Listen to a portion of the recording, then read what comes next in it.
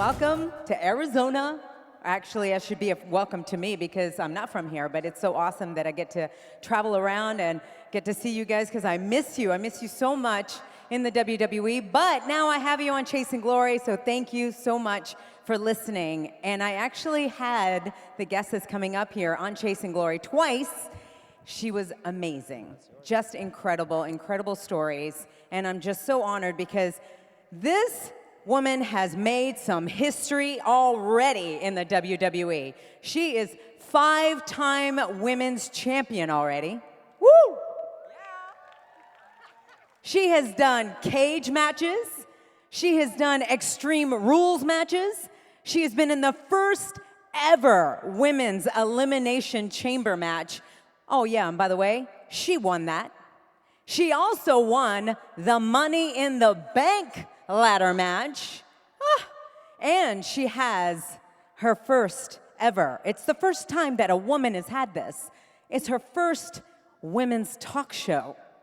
It's a talk show on Raw, and she is hosting it. So it's called A Moment of Bliss. Are you ready? Let's welcome the goddess herself, Alexa Bliss. Is my microphone? Hi, guys. I was wondering if my microphone was working yet. It is. Welcome. Thank you. Thanks, y'all, for being here. Yes. Like I said, it's going to be a very intimate conversation, which is great. I love it. Right? When you hear that, I could have kept going because you've also been the first woman, you and Sasha Banks were the first to go to Abu Dhabi and wrestle. I mean, come on. That's a big round of applause for that. Making history there.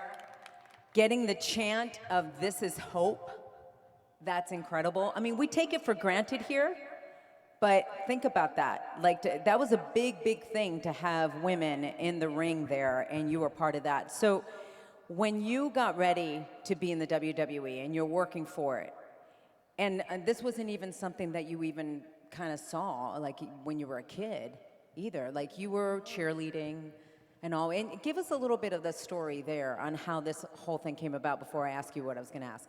Oh, man. So my parents had me in athletics my entire life. I started gymnastics when I was 4 years old. And in the off-season of gymnastics, I played softball. And then I transitioned into all-star cheerleading. And in the off-season of all-star cheerleading, I did kickboxing. And then I did track, bodybuilding, college cheer.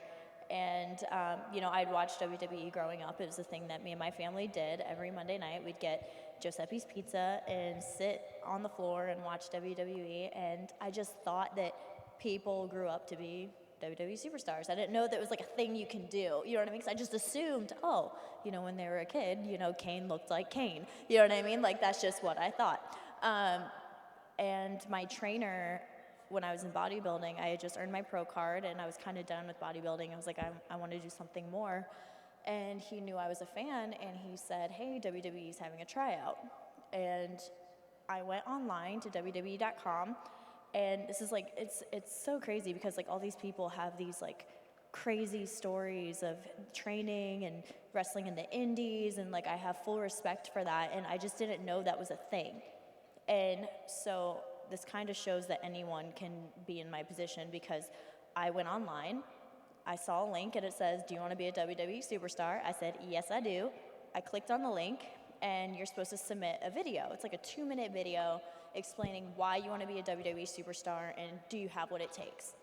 I sent in the video, didn't think anything would come of it, and I was given a tryout from the video. Now, I don't know if they actually saw something in me or if I talked so much in the video that they were like, my goodness, just give her a tryout because I'm a talker and I can't stop, like once I start. That's why a few of you in the autograph sessions were getting shuffled along because I was talking your ear off.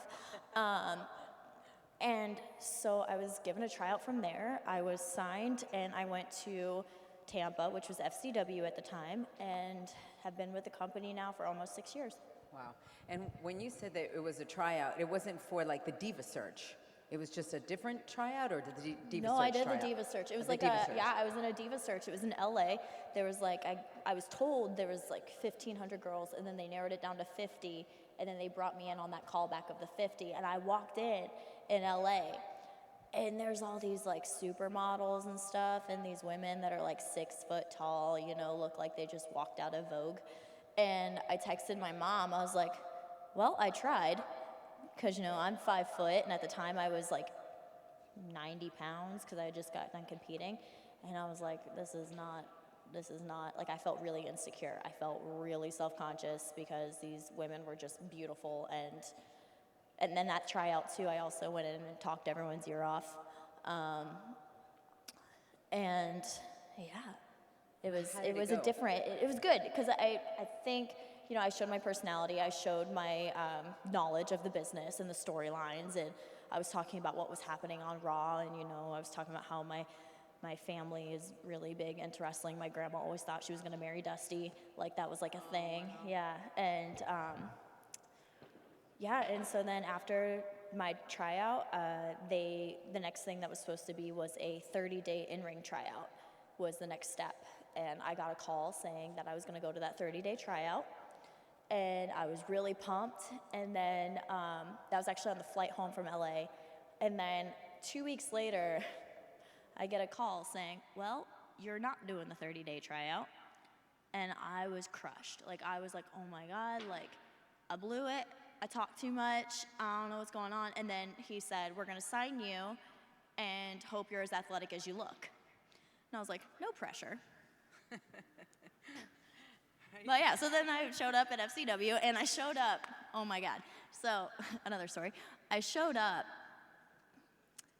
mind you, I walk in, it's like 8 a.m. Everyone's in different rings, everyone's wrestling, everyone's all sweaty, and I gotta get up for this. So I walked in. I know it's hard to picture this, but I was in an all-sequin jacket, all-sequin Ugg boots, and an all-sequin jacket, or a purse. I wanted to be seen from space, kind of a thing. And this was naturally me. I walk in, you know, new kid, and I see our trainer at the time, Bill DeMott, and I bump right into him. And he looks down at me, and he goes, what are you? And so that was my first impression in WWE. Oh my God. I was asked, what are you? So how the heck do you, because that can rattle somebody, you know, when you look at that and you're like, I mean, did you laugh it off? Oh yeah, I totally did, because Okay, I'm used to it, because I've always dressed weird and eccentric and sparkly and studded and whatever, it's just me. And I was like, I'm Lexi. And like, you know what I mean? And that was like my introduction to WWE. What are you? What would you think, what was the hardest thing for you at NXT when you were going through the program of trying to become a WWE superstar? I'd say it was the locker room. That was the hardest, because I didn't come from this business, you know what I mean? And the whole business is built on respect, and, you know, trying to earn the respect of the girls that, you know, have put in their time. And these girls were so much better than I was, and because I'd never been in a ring.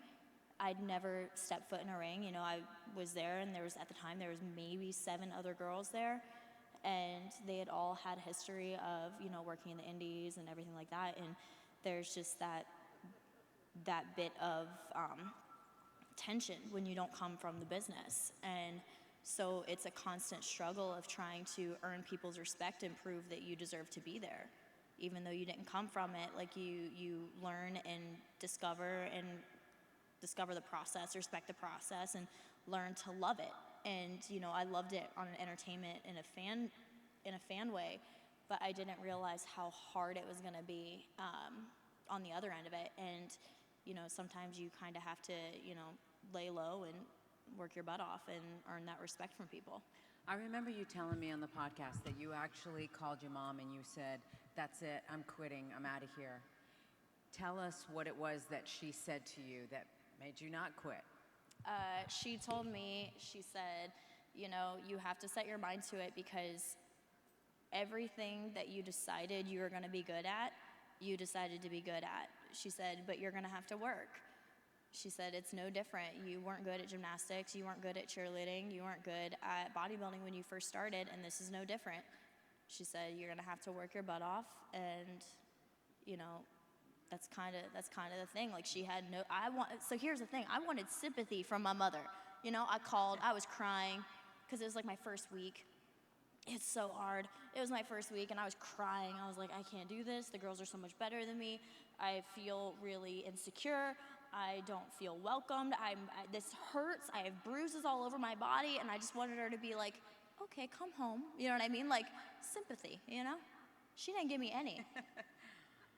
Nothing. She was like, I told you it was gonna be hard, and you're gonna have to work at it because you don't quit. And it's true, and I'm glad she did that because now I've done some stuff, you know, here. I've done a couple things, and it's been an amazing journey, and I wouldn't trade it for the world. I love it. And I also think that, and like you said, amen to that, right? Because it is all about hard work.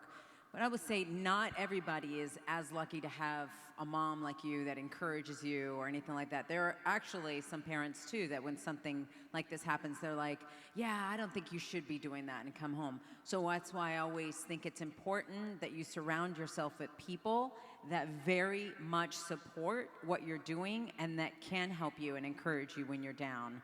And be that for somebody. If you see a friend out there that's having a hard time, encourage them. We all need each other. We all need each other in this 100%. world.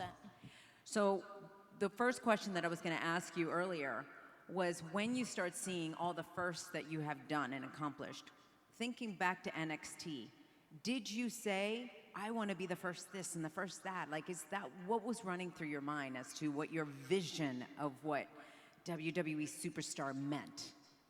So when I was in NXT, I actually had this vision board above my bathroom mirror. My mom still has it. She framed it. It had the NXT logo on it. It had, at the time, the WWE's Divas Championship on it, the butterfly. And it had all these motivational quotes because I did feel like an outsider in this world. And because it's like such a subculture, you know, and I felt like an outsider, and I wanted to, I guess I just wanted to fit in, but also stand out. Do you know what I mean? So like when I was in NXT, I never thought that I was gonna be a champion. I just wanted to fit in. You know what I mean? I wanted to be respected. I wanted to get that nod of approval from anyone. That's all I wanted. I wanted to be a champion, but I didn't think I would be it. You know what I mean? Because when you're not from here, you're kind of not expected to do well, kind of a thing in my head. Like, this was all internal in my head. And, you know, we've had amazing support from the coaches in NXT. You know, the Performance Center is amazing. We have all the tools that we need there to succeed. And everyone cares about each other, and everyone cares about having everyone succeed. And that helped so much, of having that amazing group of women and amazing group of men that are there for each other. And so like when I was on the main roster, I started on SmackDown, and that locker room was so welcoming. Everyone was so amazing to work with and to be around. And that's when I had my first real storyline with Becky Lynch. And, you know, to this day, I always say she was one of my toughest opponents because she was my first rival. And she was the first person I got to share a title win with. Yeah. And so I remember first, it was the WrestleMania that I went in as SmackDown Women's Champion. And my mom asked me like 6 months before then, she was like, do you think I should buy WrestleMania tickets? And I was like, Mom, I'm not gonna be on WrestleMania. I just got on SmackDown. Like, it's gonna be a few years until I'm on WrestleMania. She was so mad at me for telling her not to buy tickets, because then she had to buy the full price, really expensive ticket because I was going in as SmackDown Women's Champion. Wow. And so I actually brought my family in to that. It was my first WrestleMania, and it was just crazy because, you know, I didn't expect any of that to happen. I didn't expect any of this to happen at all. But you know what's wild? You were not NXT champion. No. But think about it. In your vision board, which I thoroughly believe in vision boards, by the way, guys, it works. It works so much. You didn't have up there NXT Women's Champion. You had the butterfly. Yeah, the butterfly. So there you go. You didn't get, it wasn't on your vision. I think my vision board knew I was going to spend majority of my NXT careers of LA. And that's fine. I'm kidding. Because, oh, man. I was going to say, but that's okay. Because think about the skills that you also gained from that. Oh yeah, for sure. It was so nice. I would not trade with being with Blake and Murphy for the world, because when I was with Blake and Murphy, so when I first was in NXT, I was this good guy. I wore tutus, I blew glitter. And it was from my first day of WWE story. As you can tell, that was really me. And so then when I joined Blake and Murphy, I was told I needed to be a bad guy. And I had so much anxiety from that, because I was like, I don't know how to act. I don't know how to be mean. I would cry in promo class. Like, this was a thing. I couldn't do it. So when I was paired with Blake and Murphy, it allowed me to focus on my character and not worry about portraying a character plus having matches. Because it's really hard. It's really hard to do multiple things at once, and you have to do that in a match. You have to portray your character. You have to tell a story. You have to do everything. So it was so nice to be able to focus on just the character work when I was with Blake and Murphy. And if there wasn't Blake and Murphy, there would be no Alexa Bliss. Wow. That's powerful, because you're so good on the microphone and you're so good in character. So I can see that all of that training definitely helped. Now, speaking about Murphy. Yes. Buddy Murphy. I think pretty much everyone knows, if you're an Alexa Bliss fan, that you guys have been an item for a really long time now. Yeah, since NXT. But there's also word it's on again, off again, on again. Like, do you mind talking about it and how hard it is?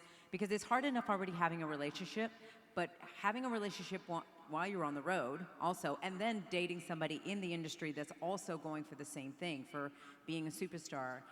Those are three big things that now are into the relationship. How's it going? It was very, very tough, balancing personal life and work life, because everyone thinks like what we do is like so glamorous and we get to do this, we get to do that. I'm driving in a rental car at 2 a.m. looking for Taco Bell, if I'm being honest. That's my that's my nights after shows. Like, that's as glamorous as it gets. And it's so hard to have a relationship, because not only are you focusing on your work, you have to focus on keeping a relationship functioning. And especially, we were both in NXT together, and we were hoping to get called to the main roster as a trio. That was our goal. We wanted the whole Bam Factor thing to pitch it. We wanted to get on the roster together. Everyone wants that. But what ended up happening was I was brought to SmackDown, and they were split up as a tag team.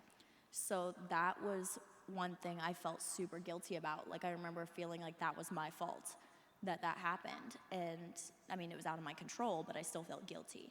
And I used to come home from SmackDown, and I had all these amazing stories, and I would feel bad celebrating the victories because he was in NXT not being featured. He had just been a tag champion. They lost the titles, they split up, and there was really no plan for him. And so I felt really guilty about that. I would come home, especially after I won the title, and I didn't want to talk about it.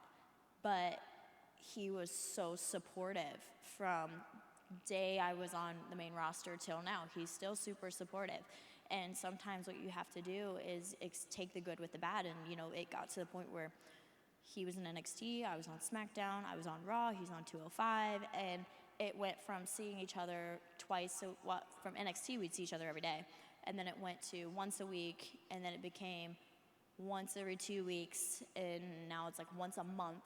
And it's just, you have to put things, even if you want something so bad, you have to put it on hold to support the other person. And he did that for me, and now it's my turn to do that for him.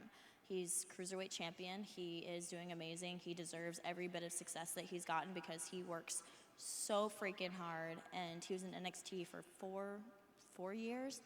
And I'm just really excited for him to be able to show the world what he can do. Wow.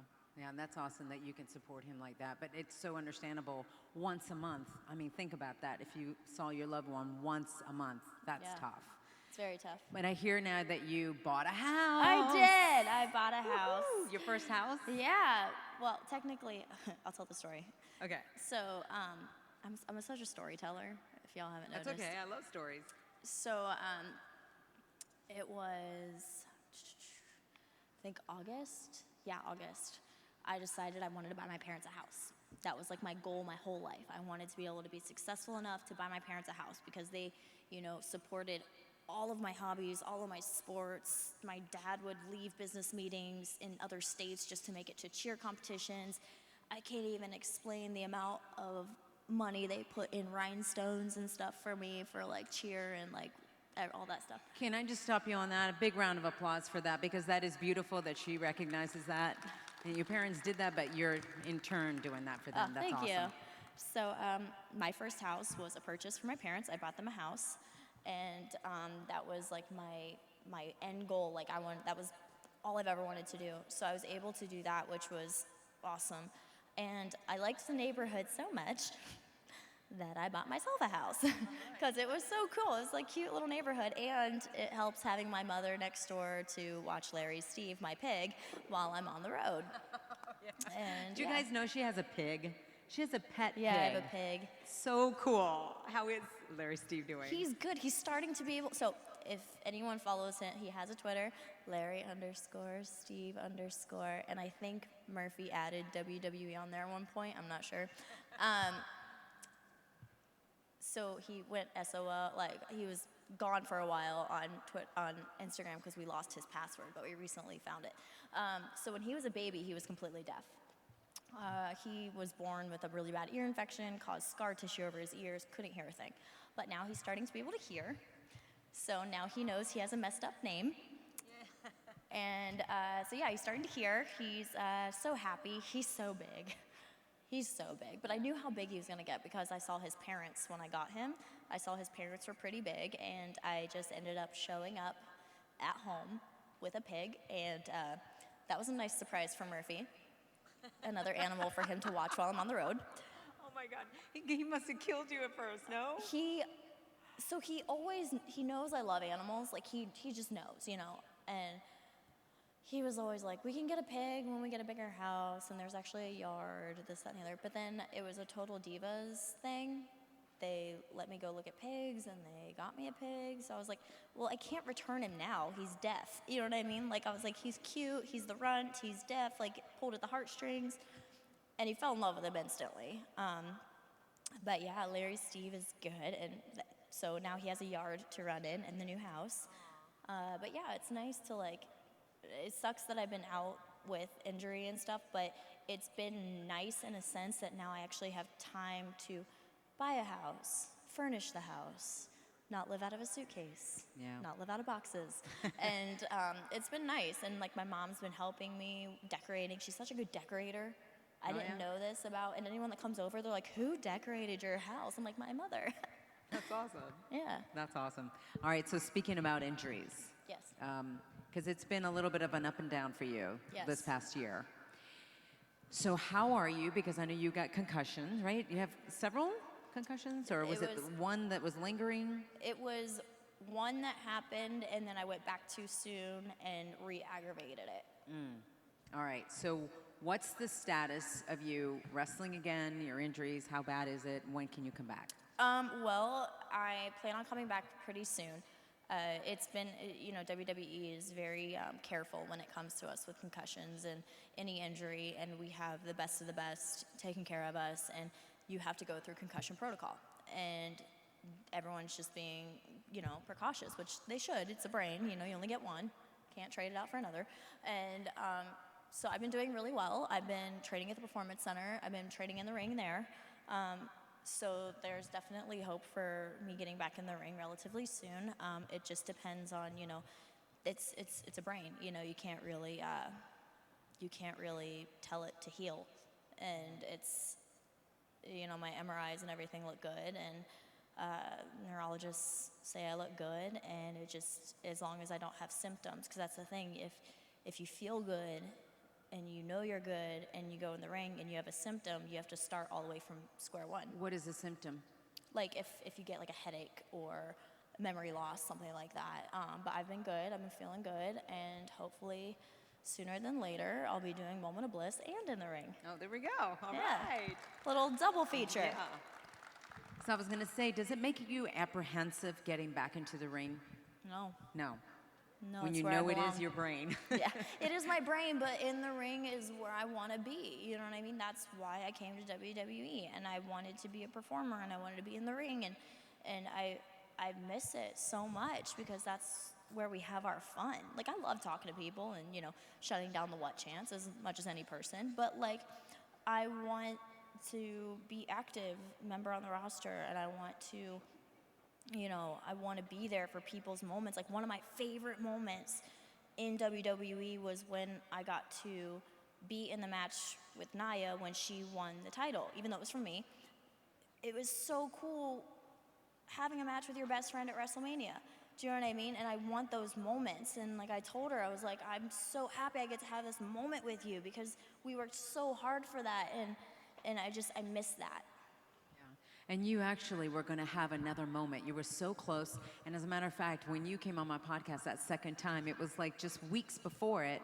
And you were set to go against your idol, Trish Stratus. Yeah. And then all of a sudden, boom, everything changed because of concussions. So Yep. how did that feel to, like, you were ready. You Yeah. were so excited, and then it didn't happen. It was very frustrating because there was a chance of me still being able to do the match.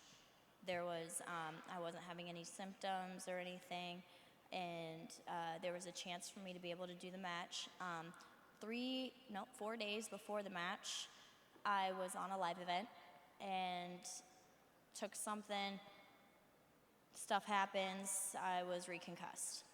And so then that took Evolution completely off the table, and I found out officially the night before Evolution. And it was very heartbreaking because this was the one match I always said I wanted. I wanted to be able to be in the ring with Trish and Lita, and the Raws that we were participating together leading up to it were so much fun, and we knew that the match was going to be, a good ending to the story, and it just doesn't. Things just happen for a reason, I believe, and it's just not the right time yet. I remember Maybe a WrestleMania. I was just saying. gonna say. I was just gonna say because I remember I reached out to you because I felt so bad, but I said you never know, things happen for a reason, and it could mean exactly that what you you said. have a match at WrestleMania. Who knows? That would be awesome, right? Hey guys, how about you guys? Do you want to ask for some questions? All right. So where do we have the microphone? Let's see. We're ready for you guys. If somebody wants to tell me. Oh, we got him back over here? There we go. All right, so if you have any questions, go right over there. Sorry, we're gonna make you all move. Yeah. So over there. All of a sudden, the spotlight Boom. came on. All right, and tell me what your name is, and are you from here? Hi, I'm Crystalina, and I'm from Las Vegas. All right, welcome. Hi. Vegas is in the house. Do you feel you belong in this era? You have held both SmackDown and Raw women's titles for so long and held them dominantly without controversy. Do you feel like a big fish in a little pond, or do you feel like you would have been better in the Attitude Era or the Ruthless Aggression Era?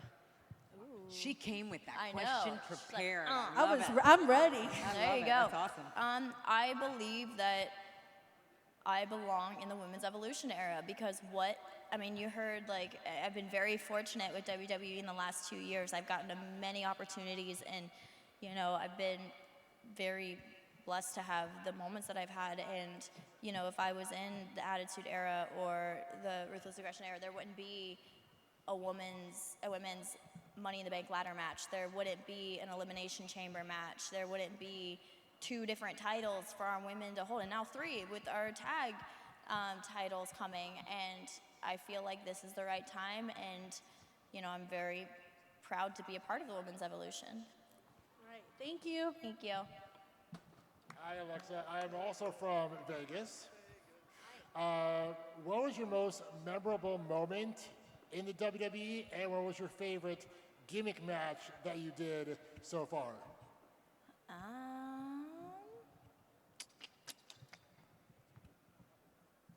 I would say Extreme Rules, but I got dropped on a trash can, so I don't want to say that one. my most memorable moment was my first title win in a TLC tables match against Becky Lynch.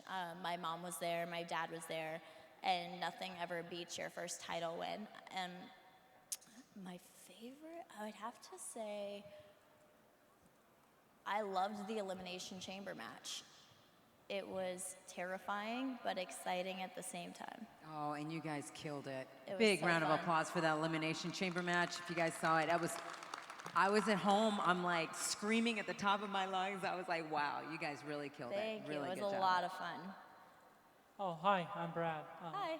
I'm from here.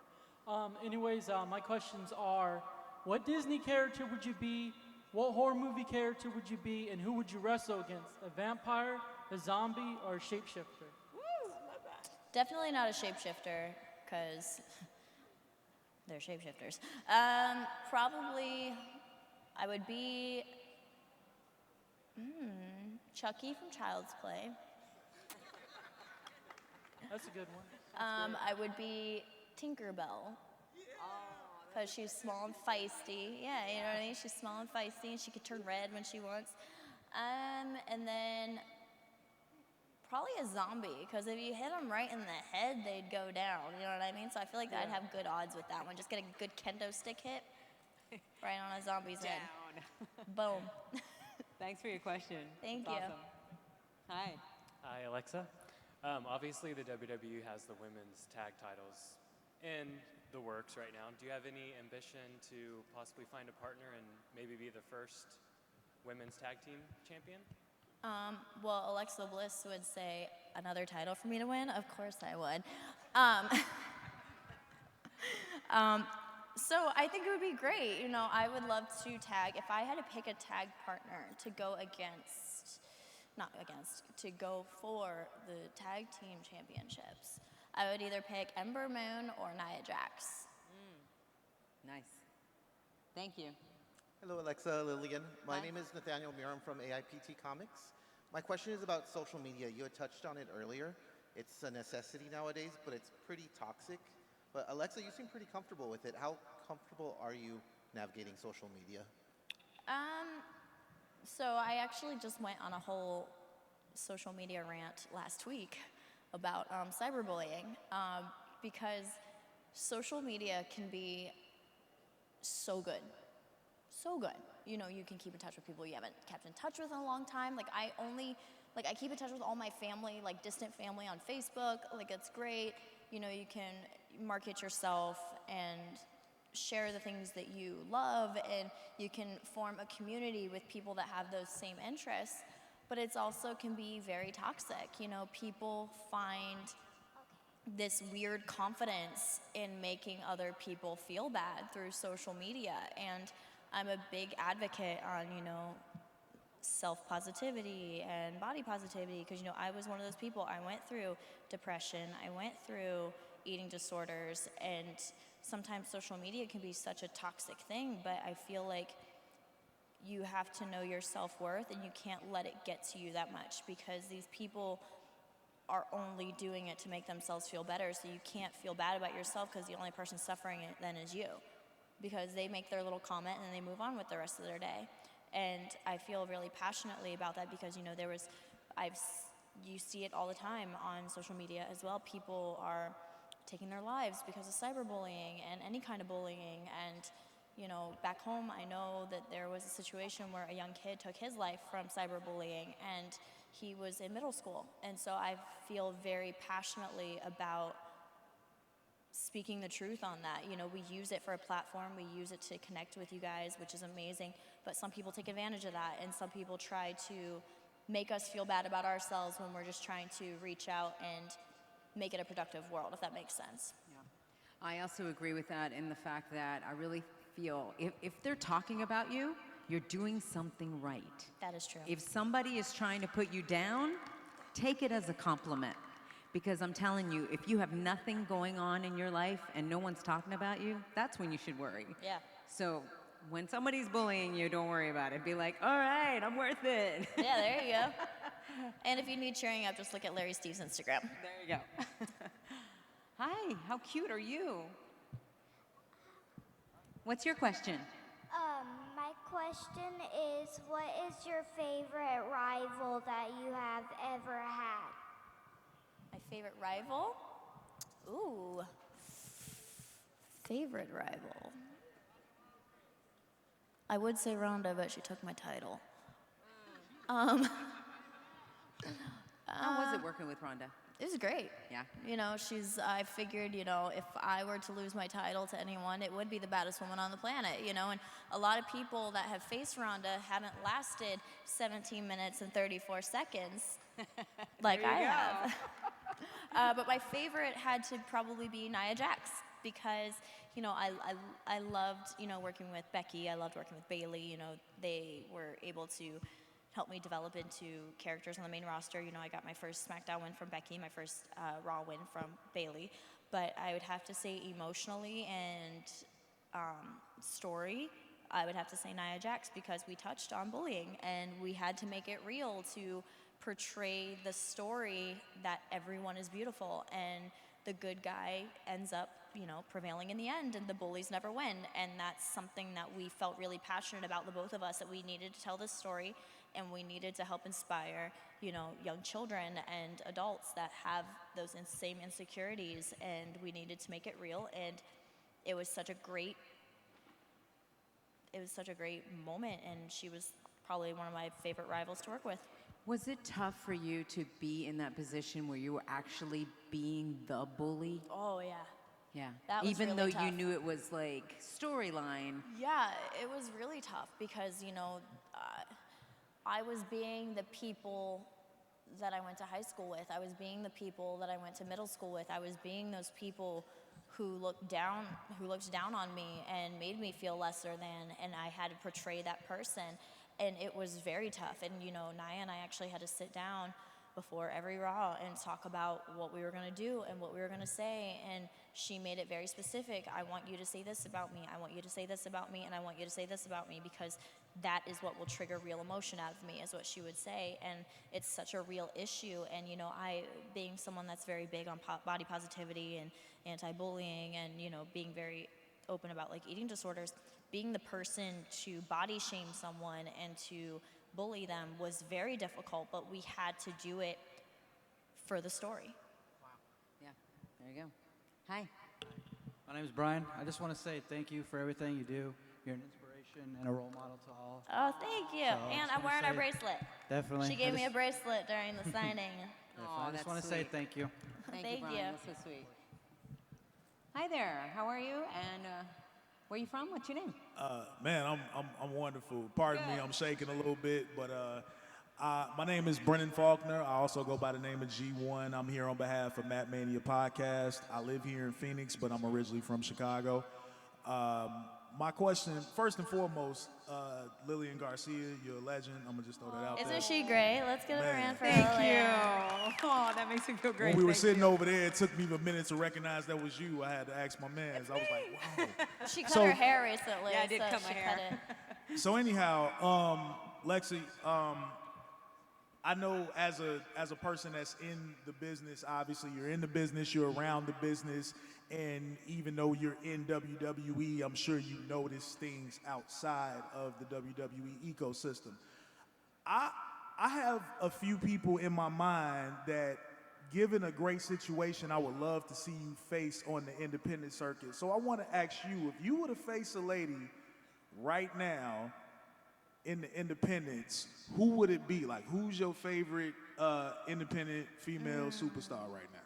Well, my favorites were actually Toni Storm and Isla Dawn, but they are now Right. contracted to NXT UK, and I would say those were my main two. Like, I've always wanted to face the two of them, and, you know, I was there when, Isla did a match in the UK, and I remember seeing her, and I remember thinking, that girl's gonna be a star, and I wanna have a match against her.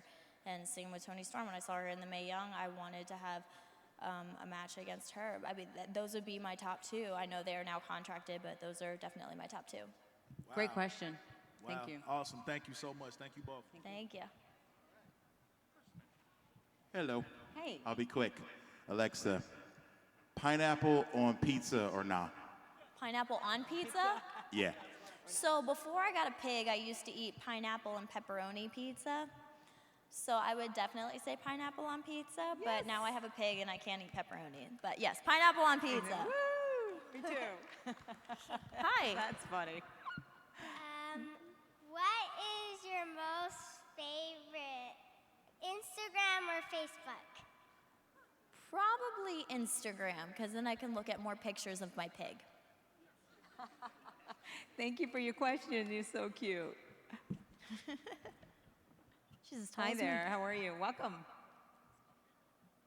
Go ahead. Hi, my question is, I'm Courtney, by the way. Wait, you gotta speak up a little louder. My name is Courtney. My question is for anybody that would like to start a career with WWE but doesn't feel like they have the chance or like they might fail, what would be your advice? I would say you have to go for it because I didn't think I was going to make it. Yeah, I went online. You know what I mean? Like, that was how I started. I went and clicked on a link. You know what I mean? And anyone can do it as long as you have the patience, the respect, and the drive.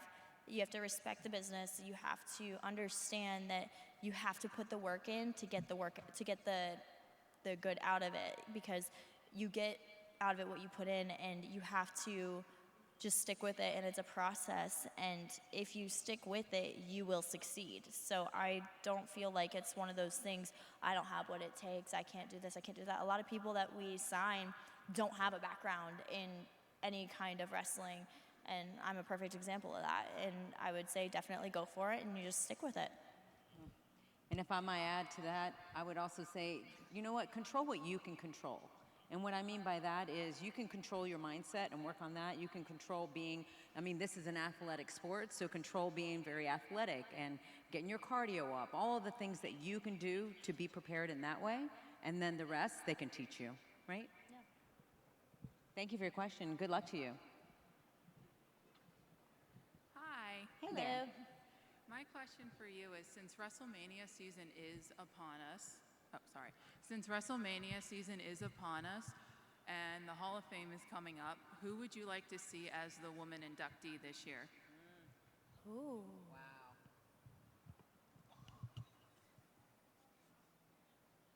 I would like to see Mickie James inducted into the Hall of Fame. You know, she is an amazing talent. She has done wonders for me, and I love working with her. And, you know, Trish and Lita are both in the Hall of Fame, so I would like to see Mickie James in the Hall of Fame. I wonder if they would do that, if they would do an active person. I don't know that they've It's ever the done women's that. revolution. I That's think true. there's a first for everything, you know what I'm saying? You know what would be really cool is if more than one woman would be inducted in 1 year's Oh, yeah, time. that'd be amazing. Right? Because it just seems like it's just one per year. Yeah. So it's going to take a really So long maybe time. we can get a couple more in there. Yes.